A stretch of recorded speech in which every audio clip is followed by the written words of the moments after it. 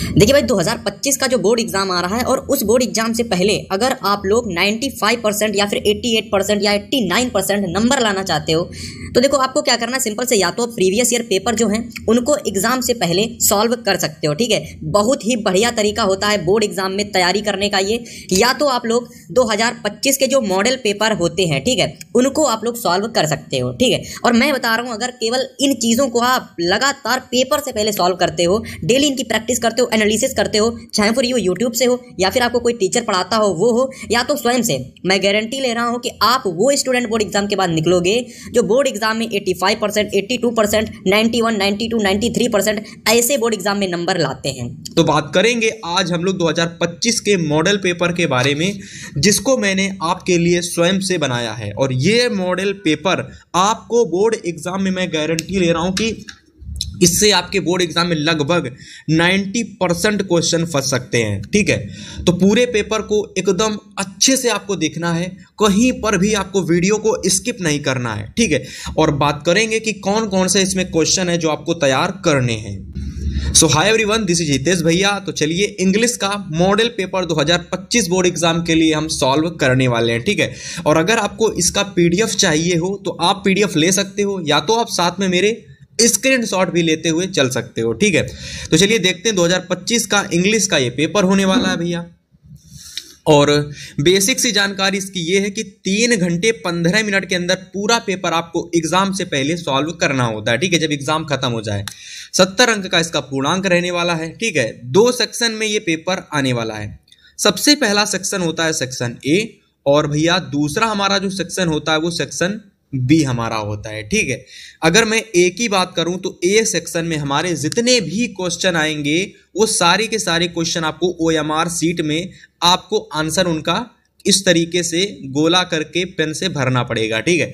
और इसके बाद अगर मैं बात करूं तो भैया सेक्शन बी में जो आएंगे वो हमारे पूछे जाने वाले हैं डिस्क्रिप्टिव आंसर टाइप क्वेश्चन, ठीक है, जो कि लगभग 50 नंबर के डिस्क्रिप्टिव क्वेश्चन। और अगर मैं बात करता हूं सेक्शन ए में हमारे एमसीक्यू जो कि हमको भैया ओएमआर में भरने पड़ेंगे, वो 20 नंबर के आएंगे। तो टोटल 70 नंबर का पेपर आता है। तो चलिए बात करेंगे सबसे पहले जो कि हमारा सेक्शन ए होने वाला है, ठीक है। और सभी लोग जल्दी से स्क्रीनशॉट ले लीजिएगा, ठीक है, क्योंकि यहां पर भी हम सेक्शन ए का सबसे पहला क्वेश्चन लगाने वाले हैं, जो कि है 1 नंबर से 3 नंबर तक, यानी टोटल 3 क्वेश्चन पूछे जाने वाले हैं, ठीक है। तो सबसे पहला क्वेश्चन आता है कि पैसेज को आपको पढ़ना रहता है। अब ये पैसेज को आप पढ़ करके क्या कर सकते हो, इसके क्वेश्चन के आंसर को दे सकते हो। तो पैसेज क्या है, चलिए पढ़ते हैं। पैसेज हमारा है कि at Shantiniketan classes are held in the open air, the students sit on the ground under the trees and listen to their teachers। देखो भाई, अब क्या करोगे, इस पूरे पैसेज को ना आप स्वयं से एक बार घर में बैठकर पढ़ लेना। अभी फिलहाल इसका आप स्क्रीनशॉट ले लो, और भी आगे है तो मैं उसको दिखाता हूं। जैसे कि आप देख सकते हो आगे और भी है, जैसे कि लिखा हुआ है कि by Rabindranath Tagore the great poet who founded Shantiniketan, ठीक है। डॉट पूरा आप पढ़ लेंगे तो लास्ट में लिखा हुआ एजुकेटेड एंड शांति निकेतन, ठीक है।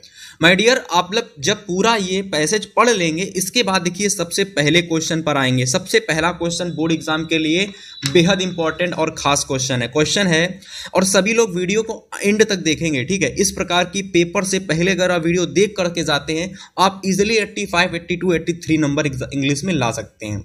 सबसे पहला क्वेश्चन है, who is founder of Shanti Niketan, ठीक है। तो आपको ये बताना है कि जो शांति निकेतन है इसके फाउंडर कौन है। भाई आपने रविंद्रनाथ टैगोर का नाम हर जगह सुन रखा होगा। इस पैसेज में मैंने स्टार्टिंग में ही जैसे कि यहीं पर दे रखा है रविंद्रनाथ टैगोर, तो कहीं ना कहीं इसके फाउंडर भी रविंद्रनाथ टैगोर ही रहे होंगे। तो बिल्कुल सही ऑप्शन इसका ऑप्शन नंबर फर्स्ट एकदम सही हो जाएगा, ठीक है। वैसे बहुत सारे ऑप्शन दे रखे हैं, राजा राम मोहन राय, स्वामी विवेकानंद, सत्यनाथ टैगोर, लेकिन इसका राइट ऑप्शन रविंद्रनाथ टैगोर हो जाएगा।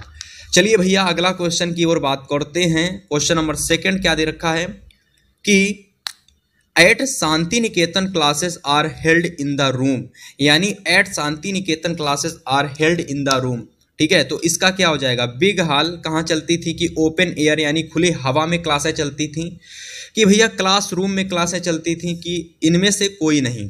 तो राइट आंसर जो आप लोगों का हो जाएगा कि शांति निकेतन जो क्लासें थी ना, इस पूरे पैसेज को जब आप पढ़ोगे तो भैया ये ओपन एयर में होती थी। ठीक है, तो इस पूरे पैसेज को आप जब पढ़ेंगे तो आपको पता चल जाएगा। ठीक है, इसके बाद तीसरा क्वेश्चन अगर आप देखोगे तो है, अब जितने भी क्वेश्चन मैं बताता चल रहा हूं, ठीक है, 20 नंबर वाले जितने क्वेश्चन हैं उसके लिए एक अलग कॉपी बना लीजिए, उन क्वेश्चन को उस 20 नंबर वाली कॉपी में लिखते जाइए। ठीक है, अगर मैं पैसेज का बता रहा हूं तो पैसेज को नोट कर लीजिए और नोट करने के बाद में उसके 3 क्वेश्चन भी नीचे नोट कर लीजिए। ठीक है, तो तीसरा है what does the word Shanti Niketan mean. तो शांति निकेतन का मतलब क्या होता है। ठीक है, जैसे आपका कुछ भी नाम है तो उस नाम का अर्थ क्या होता है वो इंग्लिश में आपको बताना है। इसका राइट आंसर हो जाएगा एबोर्ड ऑफ पीस, यानी भैया इसका ये वाला बिल्कुल सही ऑप्शन हो जाएगा, ऑप्शन नंबर पहला बिल्कुल सही हो जाएगा कि एबोर्ड ऑफ पीस, ये बिल्कुल इसका सही राइट आंसर होगा। ठीक है, तो इस तरीके से पैसेज के 3 क्वेश्चन आए, हमने तीनों क्वेश्चन को बड़ी अच्छे से समझा। अब चलिए बात करते हैं अगले क्वेश्चन की। तो चलिए अगला क्वेश्चन है क्वेश्चन नंबर 4 से लगाकर 8 नंबर तक। अब यहां पर जितने भी क्वेश्चन आएंगे वो सारे के सारे ग्रामर के क्वेश्चन हैं। ठीक है, तो कितने क्वेश्चन है ग्रामर के, तो टोटल 5 क्वेश्चन है ग्रामर के, 5 क्वेश्चन। ठीक है, तो सबसे पहला प्रश्न देखिए, 1 नंबर मिलेगा क्वेश्चन को अगर आप कर लेंगे। ऐसे ही क्वेश्चन एग्जाम में आते हैं भैया। क्वेश्चन है कि ए एग्री योर प्रपोजल। ठीक है, ए एग्री योर प्रपोजल। अब इसके बीच में आपको क्या लिखना पड़ेगा, तो सबसे पहली बात, ये प्रीपोजिशन से उठाया गया प्रश्न है। कहां से, प्रीपोजिशन से। इसमें मी आएगा कि भैया टू आएगा कि विद आएगा कि बाय आएगा, बताइए इसमें से क्या आएगा। तो इसमें आप लोगों का आ जाएगा टू बिल्कुल सही हो जाएगा इसके लिए, तो यहां पर आप 2 भर देंगे। ठीक, समझ में आ गया। चलिए अगले क्वेश्चन की बात करते हैं। नेक्स्ट क्वेश्चन है 5 नंबर कि we must help the poor man. ठीक है, we must the help a poor man की एन पुअर मैन की द पुअर मैन, बताइए इसका राइट आंसर क्या होगा, है ना। तो इसका राइट आंसर बिल्कुल सिंपल है, we must help a poor man, help a poor man. तो ए भरेंगे, क्या भरेंगे, ए। तो ये बिल्कुल इसका सही ऑप्शन हो जाएगा। चलिए बात करेंगे भैया नेक्स्ट क्वेश्चन नंबर 6 की। 6 नंबर क्वेश्चन क्या है कि rearrange the following word clusters to make a meaningful sentence. अब देखो ये जो प्रश्न है ना, इसमें क्या होता है भैया, आपको कुछ ऐसे शब्द दे देंगे जैसे उल्टे सीधे शब्द।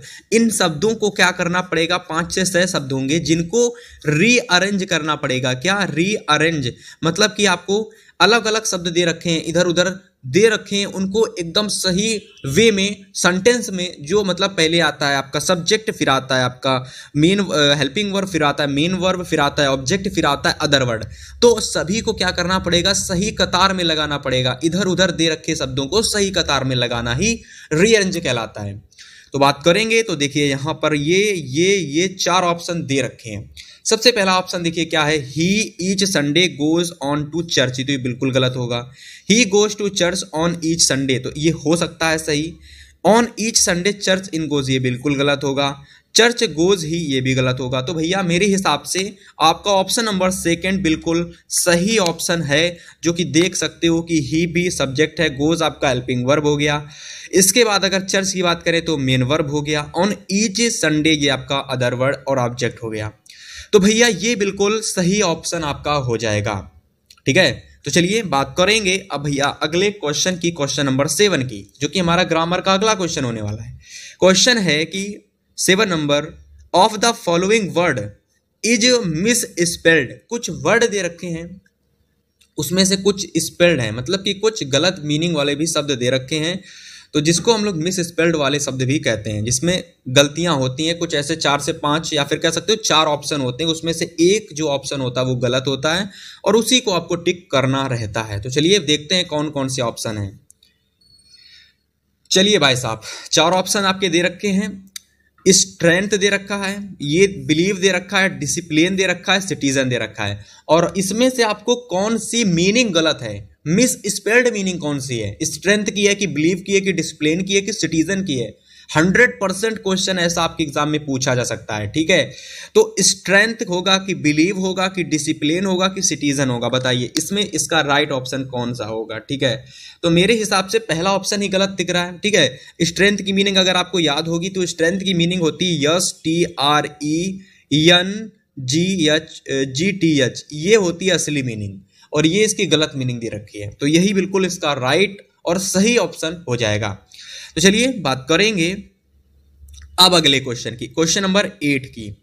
8 नंबर प्रश्न पढ़ेंगे सभी जन, की दे रखा है it is rainy heavily, change into present perfect continuous tense, यानी it is a rainy heavily दे रखा है, इसको हमको प्रेजेंट परफेक्ट कॉन्टिन्यूअस टेंस में चेंज करना होगा। प्रेजेंट परफेक्ट कॉन्टिन्यूअस टेंस की क्या होती है भाई, हैज बीन, ठीक है, हैव बीन, ये इसकी मेन हेल्पिंग वर्ब होती है, ठीक है। तो कहीं आपको ये दिख जाए तो वही आपको ऑप्शन सही लगा देना है। तो देखो यहां पर अगर आप देखोगे तो वाज लगा रखा है, गलत है, कुछ नहीं दे रखा फिर भी गलत, हैज बीन तो ये बिल्कुल सही, इसमें कुछ नहीं दे रखा तो ये भी गलत। तो ऑप्शन नंबर बिल्कुल सही हो जाएगा सी वाला, ठीक है, ये बिल्कुल सही ऑप्शन आपका हो जाएगा, ठीक है।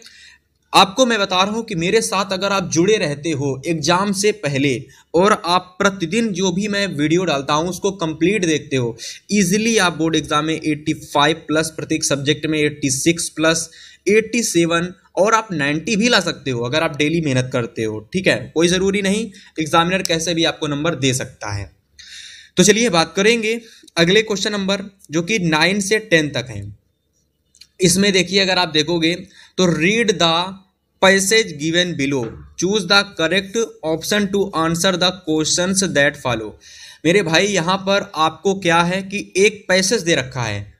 अब जैसा कि पैसेज आपको स्टार्टिंग में दे रखा था ना, ये वैसा पैसेज नहीं है, ये पैसेज आपके प्रोज से पूछा गया एक पैसेज है, यानी प्रोज जो आपकी है प्रोज, ठीक है, प्रोज आपका एक पोर्शन है ना इंग्लिश में, तो लिटरेचर का, तो उस लिटरेचर के प्रोज पोर्शन से ये भैया आपका एक पैसेज उठाया गया है। अगर आपने चैप्टर्स के पढ़े होंगे तो आपको ये भी पता होगा कि ये कहाँ से उठाया गया है, ठीक है। और ये जो भी पैसेज है ना बोर्ड एग्जाम में 2024 के 3 सेट में पूछा गया है, इसी वजह से मैंने इसको आपके लिए यहां पर रखा है भैया, क्योंकि ये 2025 के लिए भी एग्जाम के लिए इंपॉर्टेंट है। बात करेंगे इसके क्वेश्चन के आंसर की। 2 प्रश्न आते हैं, तो 9 नंबर 10 नंबर। क्वेश्चन है to author the operation must be liberated just as surely, ठीक है। तो देखो पहला ऑप्शन दे रखा है as the stress, as the oppressed, as the others, as the authors. देखो इसमें से क्या राइट ऑप्शन हो जाएगा, बात करेंगे इसकी, ठीक है। तो देखो ऑप्शन नंबर बी देखो आप लोग, वो सही लग रहा है मुझे, एज द ऑप्रेस्ड, ये बिल्कुल इसका सही है। To the author operation must be liberated just as surely as the oppressed. अगर आप लोग ना यहां पर देखोगे the oppressed and the operation is like a robbed a their humanity, तो देखो यहीं से मुझको आंसर जो है क्वेश्चन का वो ऑप्शन सही ऑप्शन मुझे मिल गया, ठीक है। ऐसे ही करके आप पैसेज के बस क्वेश्चन पढ़ने के बाद ऑप्शन जो भी पैसेज दे रखा है सबसे पहले क्वेश्चन पढ़ो, पैसेज में जाओ, कुछ चीजें हैं उनको वहां पर देखो, कुछ कीवर्ड देखो, अगर कीवर्ड दिख रहे हैं तो वहीं कहीं इसके सही ऑप्शन भी आपको नजर आ जाएंगे, ठीक है। वैसे ही मैंने कुछ किया यहां पर। बात करेंगे 10 नंबर क्वेश्चन की कि a man who takes away another means freedom is. तो देखो यहां पर अगर आपका राइट ऑप्शन क्या है, तो देखो वाइट दे रखा है, ए प्रिजनर ऑफ हेट्रेड दे रखा है, क्रिमिनल दे रखा है, रूल दे रखा है। लेकिन भैया इसका राइट आंसर जो हो जाएगा वो हो जाएगा अ प्रिजनर ऑफ हेट्रेड, ये बिल्कुल इसका सही ऑप्शन हो जाएगा, ठीक है। चलिए 10 क्वेश्चन हमारे टोटल कंप्लीट हो चुके हैं। मैंने आपको बताते चल रहा हूं कि कौन सा क्वेश्चन कहां से पूछा जा रहा है। इसके बाद अगर 11 से 13 तक प्रश्नों की बात करते हैं तो देखिए 11, 12, 13 3 क्वेश्चन है, कहां से पूछे गए हैं, तो देखिए choose the correct option to the answer the following, ठीक है।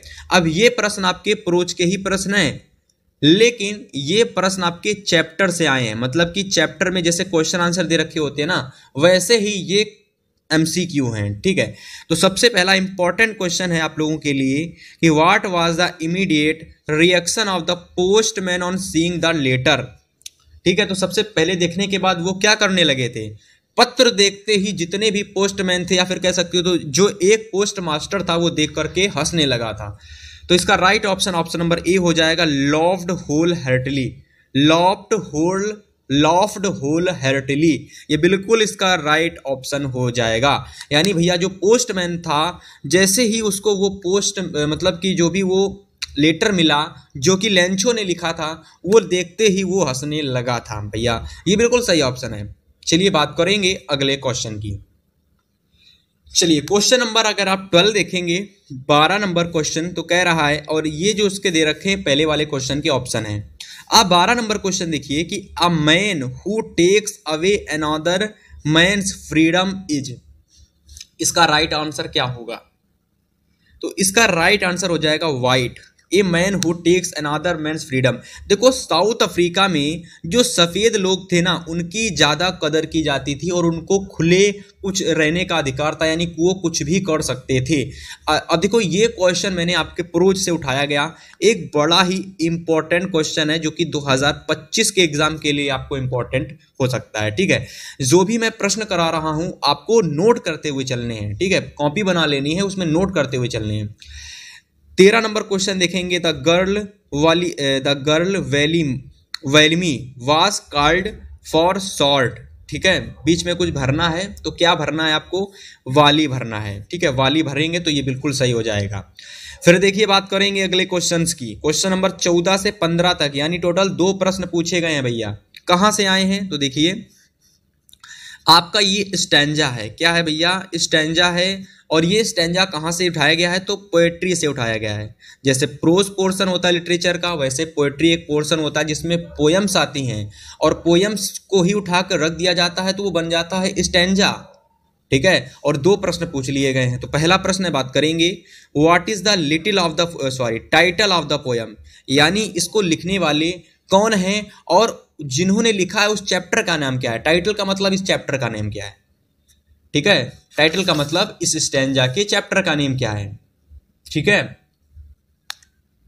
तो देखिए बात करेंगे, ये जो है आप लोगों का चैप्टर है ए टाइगर इन द जू, तो ऑप्शन नंबर फर्स्ट बिल्कुल सही हो जाएगा। ठीक है, इसके बाद नेक्स्ट क्वेश्चन है इसी स्टैंजा से कि which of the following in a cage. ठीक है, which of the following in a cage, तो टाइगर इसका राइट आंसर हो जाएगा। भर लीजिए और सभी के सभी क्वेश्चन को अच्छे से एकदम एग्जाम से पहले तैयार करके चले जाइएगा। ठीक है, 100% आपके अच्छे नंबर आएंगे। इसके बाद 16 से लगाकर 20 तक क्वेश्चन, टोटल 4 क्वेश्चन हैं। कहाँ से पूछे गए हैं तो बात करेंगे, तो ये पूछे गए हैं भैया आपके टोटल 4 क्वेश्चन जो कि हैं सप्लीमेंट्री से। कहाँ से पूछे गए हैं? सप्लीमेंट्री से पूछे गए हैं। 4 क्वेश्चन हैं। ठीक है, तो सबसे पहला प्रश्न है आप लोगों का, और सभी के प्रश्न जो भी सप्लीमेंट्री से हैं वो इंपॉर्टेंट प्रश्न ही मैंने रखे हुए हैं। तो सबसे पहला प्रश्न है हु वाज मिसेस पंफरे, तो मिसेस पंफरे कौन थे? ठीक है, मिसेस पंफरे कौन थी ये कह सकते हो आप लोग। तो इसका राइट आंसर हो जाएगा मिस्ट्रेस। मिसेस पंफरे एक मिस्ट्रेस थी, एक महिला थी, न कि मिस्टर, ना कि वो जेंट्स थे, एक महिला थी। इसके बाद 17 नंबर क्वेश्चन की बात करते हैं, during treatments of the dog doctor. ठीक है, अब इसके ऑप्शन देखेंगे और इसके राइट ऑप्शन की बात करेंगे। देखिए भाई क्वेश्चन के साथ साथ आपको आंसर भी नोट करते हुए चलने हैं। ठीक है, तो इसका जो राइट ऑप्शन हो जाएगा वो ऑप्शन नंबर सी बिल्कुल सही हो जाएगा, kept an eye on the dog giving him no food but plenty water, ये बिल्कुल सही हो जाएगा इसका राइट ऑप्शन। ठीक है, चलिए 18 नंबर क्वेश्चन देखिए, इंपॉर्टेंट क्वेश्चन है ये वाला भी।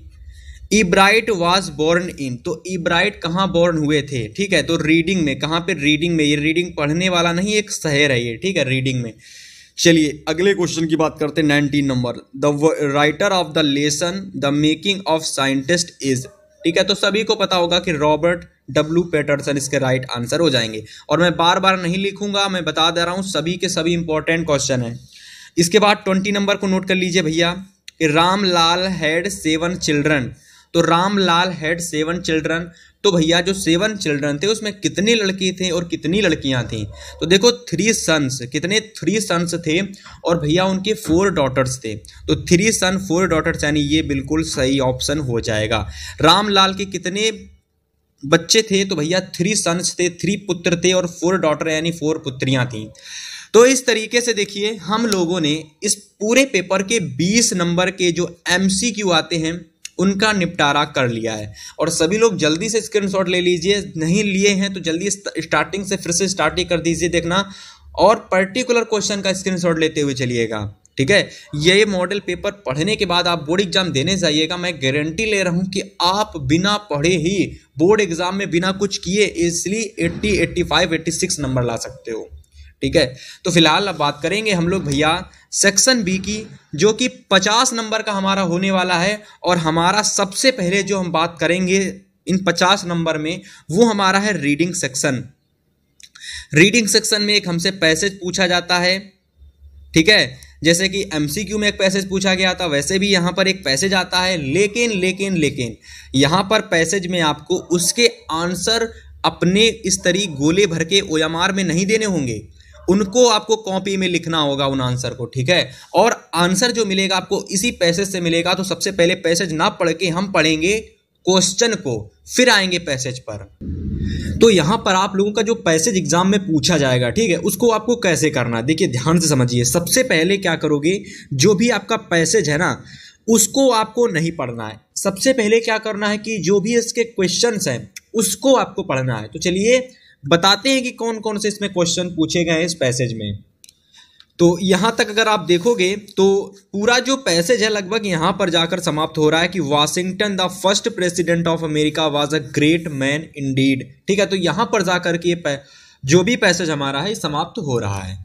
तो सबसे पहले अगर मैं क्वेश्चन की बात करता हूं इस पैसेज की, वो है आप लोगों का कि what did Washington see by the road side, ठीक है। अब देखो ये जो क्वेश्चन है पर्टिकुलर क्वेश्चन, आपको इस क्वेश्चन का आंसर जो है ना इस पैसेज में जाकर मिलेगा। कैसे मिलेगा, आपको देखना है कि व्हाट डिड वाशिंगटन, जैसे कि हो गया Washington see the by road, ये चीज इस पैसेज में कहां दे रखी है।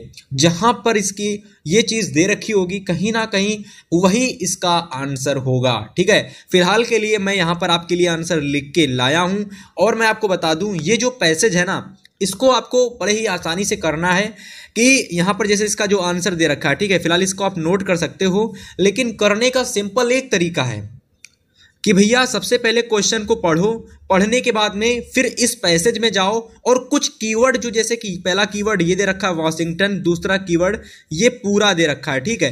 तो ये दोनों कीवर्ड आपको इस पैसेज में ढूंढने हैं। जहां पर ये आपको कीवर्ड दे रखे होंगे वही इसका आंसर होगा, ठीक है। मान लीजिए यहां तक, मान लीजिए यहां से शुरू हुई है तो यहां तक ये स्टॉप हो रहा है, तो कहीं ना कहीं ये पूरा इसका आंसर होगा। ऐसे करके आपको पैसेज के सारे क्वेश्चन करने हैं, ठीक है। तो इसका ये वाला आंसर नोट कर लेंगे। ऐसे दूसरा क्वेश्चन है व्हाट दैट होगा यहां पर, ठीक है। व्हाट वाज नहीं होगा यहां पर, सीधा व्हाट वाज होगा, ठीक है। तो what was the corporal doing, ठीक है। तो what was the corporal doing. अब जैसे इसका कीवर्ड मुझे मिल गया कॉर्पोरल डूइंग, अब मैं क्या करूंगा भैया कॉर्पोरल डूइंग को मैं यहां पर ढूंढूंगा, ठीक है। What was the corporal doing, तो देखो जैसे कि यहां दे रखा है कि mister corporal I don't know now that you were such a great man. तो यहां से लेकर ये पूरा जो आंसर है ये सेकंड वाले का आंसर हो जाएगा, ठीक है। अब एग्जांपल के लिए मैंने यहां पर ले रखा है the corporal was only giving orders to soldiers, ठीक है। तो देखो यहां पर जो मैं आंसर लिख के लाया हूं वो आंसर आपके पैसेज में नहीं दे रखा होगा, लेकिन करने का जो सही तरीका है वो यही है कि आपको सबसे पहले कुछ कीवर्ड ढूंढने हैं और वो कीवर्ड जा करके आपको पैसेज में ढूंढने हैं। जहां पर जैसे कि कॉर्पोरल, मुझे ये कीवर्ड मिल गया और यहां पर एक कीवर्ड कॉर्पोरल दे रखा था, तो बस ये यहां से स्टार्ट हुआ फुल स्टॉप और यहां पर जाकर खत्म हो गया। तो ये पूरा आंसर यहां चिपका देना और यही इसका राइट आंसर हो जाएगा। हालांकि ये भी इसका राइट आंसर होगा और ये वाला भी इसका राइट आंसर होगा, ठीक है। चलिए अगले क्वेश्चन की बात करते हैं, क्वेश्चन नंबर सी की। 4 क्वेश्चन आते हैं, 3 क्वेश्चन 2-2 नंबर के आते हैं और लास्ट क्वेश्चन 1 नंबर का। तो तीसरा क्वेश्चन है कि what did Washington to do help the soldier. अब देखो वाशिंगटन सोल्जर की हेल्प कैसे करता था, ठीक है। तो देखो वाशिंगटन सोल्जर की हेल्प कैसे करता था, ठीक है। तो देखो यहाँ लिखा हुआ है कि Washington then mounted his horse again and said to the officer mister corporal if in future you need the help of another man. तो देखो भैया यहाँ से लगा करके यानी यहाँ तक मिस्टर कॉर्पेरल से लगा करके सॉरी वाशिंगटन से लगा करके अदर मैन तक की ये पूरा आंसर आपको चिपका देना है, ये सी नंबर का आंसर हो जाएगा, ठीक है। मैं कह रहा हूं आपको क्या करना है कि जो भी पैसेज के क्वेश्चंस होते हैं उसमें कीवर्ड ढूंढो और जा करके पैसेज में कीवर्ड ढूंढो और समझो और बस उसका आंसर आपको फटाक से मिल जाएगा, ठीक है। तो इसी तरीके से यहाँ पर ये वाला आंसर आपको चिपका देना है जो कि यहाँ से लेकर के यहाँ तक है। हालांकि आप ये वाला भी पूरा क्वेश्चन नोट कर सकते हो, लेकिन ये वो क्वेश्चन है जो मैंने अपनी भाषा में बना करके लिखा है, ठीक है। फिलहाल लास्ट क्वेश्चन की बात करेंगे। कह रहा है कि find out the passage the world which means. अब देखो इस पैसेज में क्या होता है, कुछ एक ऐसा क्वेश्चन आता है 1 नंबर का कि जिसमें एक मीनिंग दे देगा और आपसे कहेगा कि बताइए इस मीनिंग का जो अर्थ है, ठीक है, इस मीनिंग का जो अर्थ है वो उसी मीनिंग का अर्थ वाली हमको एक ऐसी मीनिंग ढूंढनी है जो कि इस पैसेज में दे रखी हो। फॉर एग्जाम्पल जैसे कि यहाँ पर क्लाइम डाउन मीन्स होता है कि ऊपर से नीचे उतरना, ठीक है।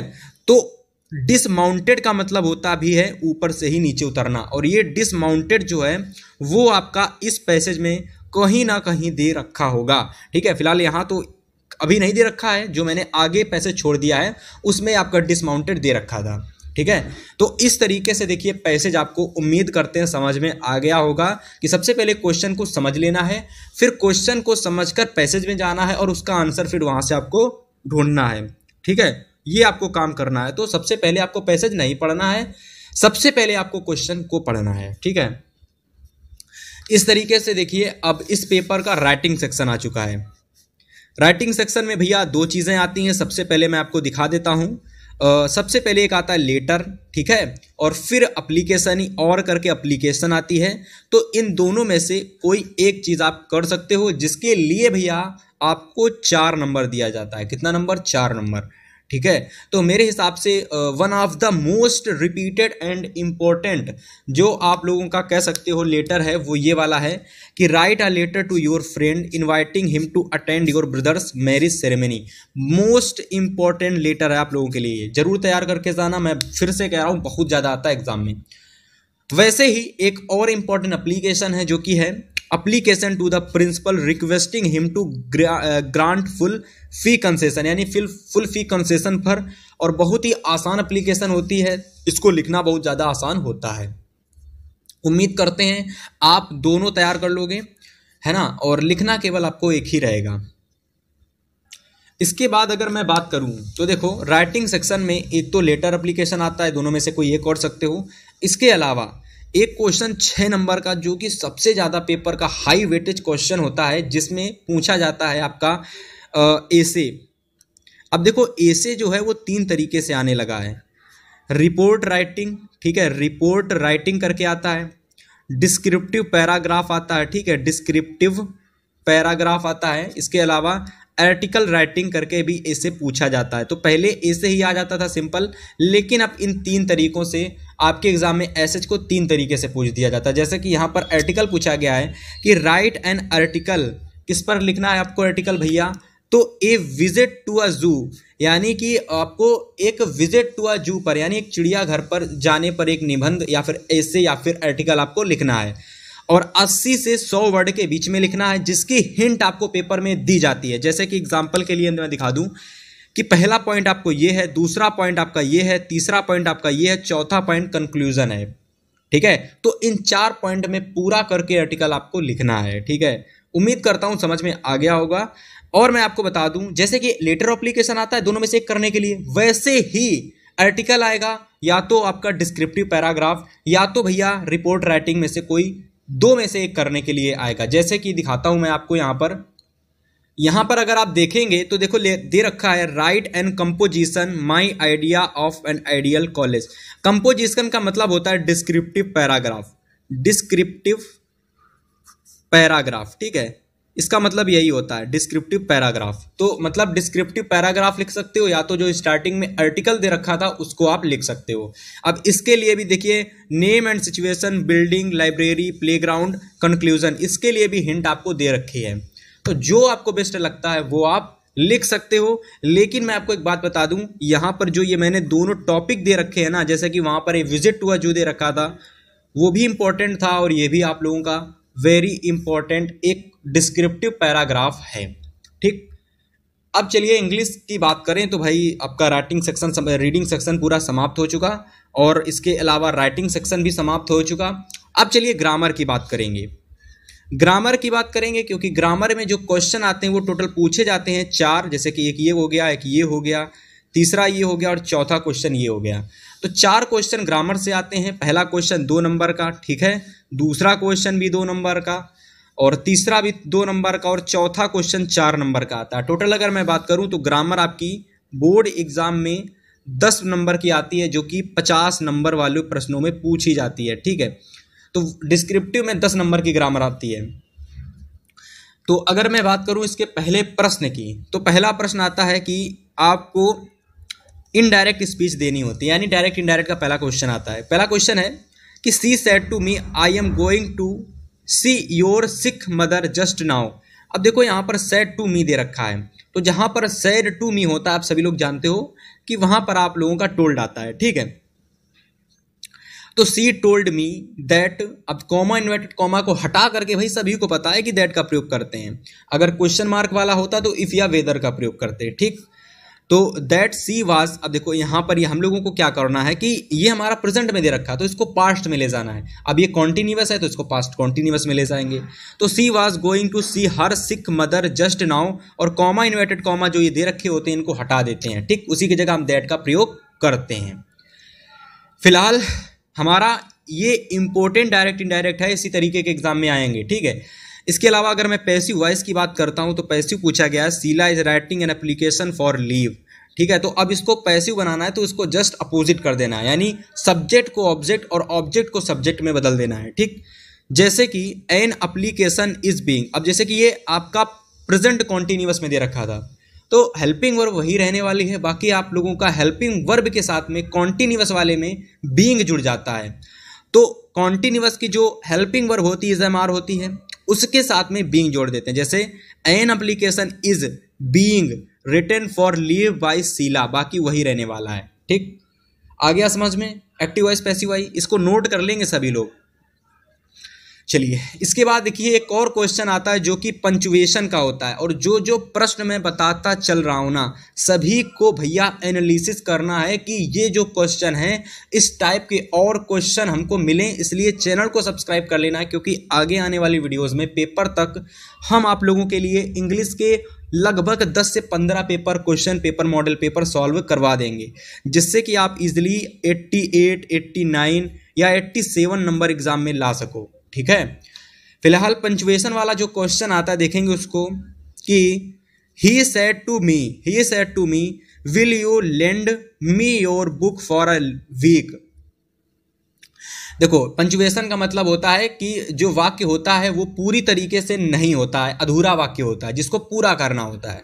अब ये भैया हमारा एक डायरेक्ट क्वेश्चन है, इसको हमको डायरेक्ट इनडायरेक्ट का है। ठीक है, तो इसको पूरा करेंगे। जैसे he said to me, comma inverted comma लगा दिया, will you lend me your book for a week, अब क्वेश्चन मार्क भी लगा देंगे। ठीक है, आ गया समझ में? क्योंकि यहाँ पर आप लोगों का ये क्वेश्चन एक कह सकते हो कि क्वेश्चन मार्क वाला चिन्ह था, यानी WH टाइप वाला क्वेश्चन था, जिसलिए हमको क्वेश्चन मार्क भी इसके इनडायरेक्ट में लगाना पड़ेगा।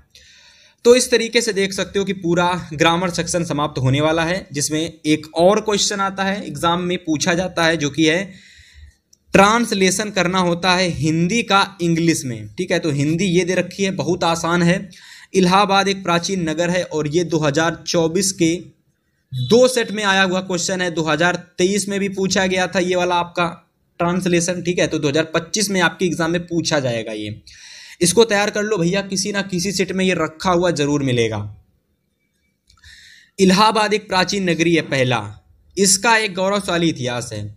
गंगा और यमुना नदियां यहाँ मिलती हैं, यह शिक्षा का केंद्र है। 4 नंबर का आता है, बड़ा ही आसानी से आप इसको तैयार कर सकते हो। ठीक है, करना कैसे मेरी भाई ध्यान से सुनो।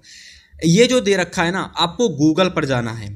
जैसे ये दे रखा है सेम इसका स्क्रीनशॉट ले करके आपको गूगल ट्रांसलेट कर लेना है। वहाँ पर इसकी हिंदी मिल जाएगी, सॉरी इंग्लिश मिल जाएगी, उसको लिख लोगे और पर्टिकुलर को देखोगे कि इलाहाबाद एक प्राचीन नगर है, तो इसकी हिंदी इंग्लिश को समझोगे, सभी के इंग्लिश को समझोगे और इस तरीके से आपको बहुत सारे कम से कम 10 से 15 ट्रांसलेशन की प्रैक्टिस कर लेनी है।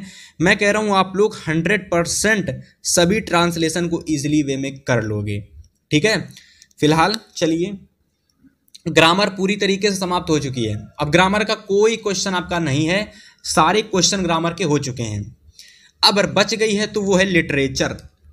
लिटरेचर हमारी बच गई है। ठीक है, लिटरेचर जो कि लास्ट में आती है वो बच गई है और लिटरेचर में भी लगभग 20 नंबर का क्वेश्चन आता है, लगभग 20 नंबर का क्वेश्चन इससे भी पूछा जाता है। और जिसको तैयार करने के लिए मैं एक ही बात कहूँगा कि जो क्वेश्चन शॉर्ट लॉन्ग आते हैं उसके लिए आप चैप्टर की स्टोरी एकदम अच्छे से तैयार कर लीजिए, है ना, बस वही आपको करना है।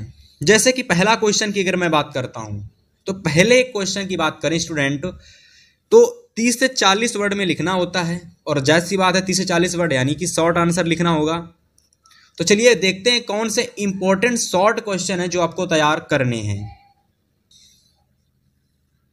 तो यहां अगर आप देखेंगे तो भाई शॉर्ट क्वेश्चन में सबसे पहला इंपॉर्टेंट क्वेश्चन आपका दे रखा है जो कि आपको एग्जाम से पहले तैयार करके जरूर जाना है। ठीक है, क्वेश्चन है हम लोगों का और देखो एक ये क्वेश्चन है और भैया एक ये क्वेश्चन है। अब बहुत सारे लोग दोनों क्वेश्चन में से कोई एक क्वेश्चन ही तैयार करेंगे, बट मैं आपको ये बता दूं कि दोनों दो ये वाला क्वेश्चन और ये दोनों क्वेश्चन मैंने दोनों ही प्रश्न इंपॉर्टेंट लिए हैं और मैं आपसे ये नहीं कह रहा हूं इन दोनों में से कोई एक तैयार करो, मैं कह रहा हूं कि आपको एग्जाम के लिए दोनों क्वेश्चन तैयार करने हैं। दोनों में से कोई एक प्रश्न अगर आ जाएगा तो आप उसको कर लोगे एग्जाम में। ठीक है, तो दोनों ही तैयार कर लेने हैं आपको। जल्दी से स्क्रीनशॉट ले लो, फिर अगले क्वेश्चन की बात करते हैं, क्वेश्चन नंबर सी की। जैसे सी में क्वेश्चन पूछा गया what was Valli deepest desire, deepest desire question mark दे रखा है। फिर what was Valli deepest desire, find the words and phrases in the story that tell you this. ठीक है, देखो कितना इंपॉर्टेंट क्वेश्चन है ये। ऐसे एक और क्वेश्चन है और करके, when area is inhabited by proud material race and wild creatures. ठीक है, अब इसको क्वेश्चन को देखो आप लोग, इस क्वेश्चन को और इस क्वेश्चन दोनों क्वेश्चन को देखो भैया, दोनों ही इंपॉर्टेंट क्वेश्चन हैं, दोनों को आपको एग्जाम से पहले तैयार करके जाना है। इसके बाद आपके शॉर्ट क्वेश्चन समाप्त हो चुके हैं, अब प्रोज के लॉन्ग क्वेश्चन आ चुके हैं। ठीक है, 4 नंबर में आते हैं शॉर्ट क्वेश्चन और 2 नंबर के 3 नंबर के आते हैं लॉन्ग। शॉर्ट 3 का शॉर्ट आता है, 4 का लॉन्ग आता है। तो 60 वर्ड में है तो भैया ये लॉन्ग है, लॉन्ग क्वेश्चन है। तो लॉन्ग में 2 क्वेश्चन देखिए, ये दोनों प्रश्न आपको जल्दी से स्क्रीनशॉट ले लेने हैं, दोनों तैयार करके आपको जाने हैं। ठीक है, इसके बाद अगर मैं 7 नंबर क्वेश्चन की बात करूं तो यहां पर फिर से 40 वर्ड में क्वेश्चन आ गया। लेकिन ये हमारी पूछी गई है पोएट्री, यहां से हमारी स्टार्ट हो गई पोएट्री, आगे हमारी जो थी वो प्रोज थी। ठीक है, ये जो भी प्रश्न थे ये हमारे प्रोज के क्वेश्चन थे, ये जो भी प्रश्न थे सब प्रोज के थे। यहां से पोएट्री स्टार्ट हुई और पोएट्री में सबसे पहला क्वेश्चन आता है जो कि आपको क्वेश्चन पूछा जाता है और इसका आपको आंसर देना होता है। लेकिन मैं कहूंगा आपको ये क्वेश्चन एग्जाम में नहीं करके आना है, आपको इसकी जगह एक क्वेश्चन आता है कि राइट 4 लाइन भाई पोयम लिखिए। यानी भैया इसमें आपको अपने सिलेबस से जो पोयम्स होती हैं उसमें से कोई एक पोयम आपको 4 लाइन की पोयम, 4 लाइन की पोयम लिखनी होती है। ठीक है, तो वो पोयम अगर आप लिख दोगे तो ये क्वेश्चन आपको फिर नहीं लिखना पड़ेगा। तो मैं कहूँगा कि 4 लाइन की पोयम याद कर लो, बेहद आसान है और बहुत सारे क्वेश्चन याद करने पड़ेंगे पोएट्री के लिए। ठीक है, और वैसे भी मैं क्वेश्चन याद करने की बात नहीं बताता, मैं सिर्फ कहता हूं कि आप चैप्टर को याद करो, जो इंपॉर्टेंट चैप्टर है ना केवल उनको याद करो। क्वेश्चन आंसर आपको बना बना करके एग्जाम में लिख के आने, चाहे वो लॉन्ग हो या फिर वो शॉर्ट हो। ठीक है, फिलहाल 8 नंबर क्वेश्चन की अगर मैं बात करता हूं तो 8 नंबर में पूछा जाता है भैया आपका सेंट्रल आइडिया, सेंट्रल आइडिया आता है। ठीक है, तो बात करेंगे कौन से सेंट्रल आइडिया आपको तैयार करने हैं। तो सबसे पहले Amanda, the trees, a tiger in the zoo और फायर एंड आइस, ये चारों के चारों ही आप तैयार कर लो। आपको एक आपके बोर्ड एग्जाम में 101% रखा हुआ मिल जाएगा, ठीक है। लेकिन इससे पहले एक बात मेरी समझ लो, यहां पर क्वेश्चन में से 4 आते हैं करने के लिए या फिर 3 करने के लिए आते हैं, लेकिन आपको एक ही सेंट्रल आइडिया करना होता है। बट मैंने यहाँ 4 इसलिए दे रखे हैं क्योंकि आपको ये चारों के इंपॉर्टेंट हैं और ये 4 एग्जाम से पहले आपको तैयार कर लेने हैं, ठीक है। 4 में से अगर आप 3 को भी तैयार कर लोगे फिर भी एक आपका एग्जाम में फंस जाएगा, लेकिन 3 तैयार करना कंपलसरी है, ठीक है। स्टार्टिंग के 3 उम्मीद है मैं जो भी बताता चल रहा हूँ आप नोट जरूर करते चल रहे होंगे। इसके बाद 9 नंबर क्वेश्चन आ जाता है और यहां से स्टार्ट होती है आपकी सप्लीमेंट्री। यहां से सप्लीमेंट्री के क्वेश्चन आंसर आने स्टार्ट हो जाते हैं, ठीक है। सप्लीमेंट्री के तो सप्लीमेंट्री के शॉर्ट क्वेश्चन यानी 30 से 40 वर्ड वाले यानी शॉर्ट क्वेश्चन आते हैं। तो चलिए बात करेंगे। तो अगर हम यहां पर अगर बात करें तो शॉर्ट क्वेश्चन में ये 2 क्वेश्चन आप लोगों के हैं जो आपको तैयार करके जाने पड़ेंगे, ठीक है। इसके अलावा मैं वही बात फिर से बोलना चाहूंगा कि जो सप्लीमेंट्री के इंपॉर्टेंट चैप्टर्स हैं भाई, केवल आपको उनको तैयार कर लेना है, ठीक है। जो इंपॉर्टेंट चैप्टर हैं उनको आप तैयार कर लीजिए। इसके अलावा आप लोग लॉन्ग हो, ठीक है, लॉन्ग क्वेश्चन हो या तो भैया शॉर्ट क्वेश्चन हो, उनके जो भी आंसर आएंगे एग्जाम में ना वो आपको बना बना करके लिख के आने हैं, बना बना करके लिख के आने। और एग्जामिनर भी आपको फुल नंबर देगा, 4 में 4, 6 में 6, 3 में 3। बस आपको अच्छे से स्टोरी पढ़ लेनी है एग्जाम के लिए, ठीक है। ये लॉन्ग आप नोट कर सकते हो, ये इंपॉर्टेंट है। आपको मैं पहले ही बता दे रहा हूं कि ये इंपॉर्टेंट क्वेश्चन है, लेकिन मैं ये भी आपको बता दे रहा हूं कि याद करोगे तो बहुत सारे क्वेश्चन हैं, इससे बेटर रहेगा कि आप स्टोरी को याद करो। स्टोरी अच्छे से यूट्यूब से 3D फॉर्मेट में मिल जाएंगी सभी चैप्टर की, वहां से स्टोरी तैयार कर लो और जो इंपॉर्टेंट क्वेश्चन है केवल उनको नोट कर लो और एग्जाम से पहले देख के चले जाओ, समझ के चले जाओ, लेकिन रट के मत जाओ, ठीक है। तो इस तरीके से पूरा पेपर आपका जो इंग्लिश का पूरा पेपर है, ठीक है। उम्मीद करता हूं कि आपको इंग्लिश का पेपर आज का समझ में आया होगा। अगर आप लोग इस वीडियो को 5000 प्लस लाइक तक पहुंचा दोगे तो नेक्स्ट वीडियो में मैं आपके लिए फिर से एक और मॉडल पेपर लेकर के आऊंगा क्लास 10 इंग्लिश का, ठीक है। इंग्लिश का एक और मॉडल पेपर के साथ आऊंगा, लेकिन पहले 5000 लाइक तक पहुंचाओगे, शेयर करोगे वीडियो को भैया, और चैनल पर नए आए होगे तो सब्सक्राइब करोगे। फिलहाल इस वीडियो में इतना ही भैया, मिलेंगे आपसे हम नेक्स्ट वीडियो में, तब तक के लिए गुड बाय, गुड लक।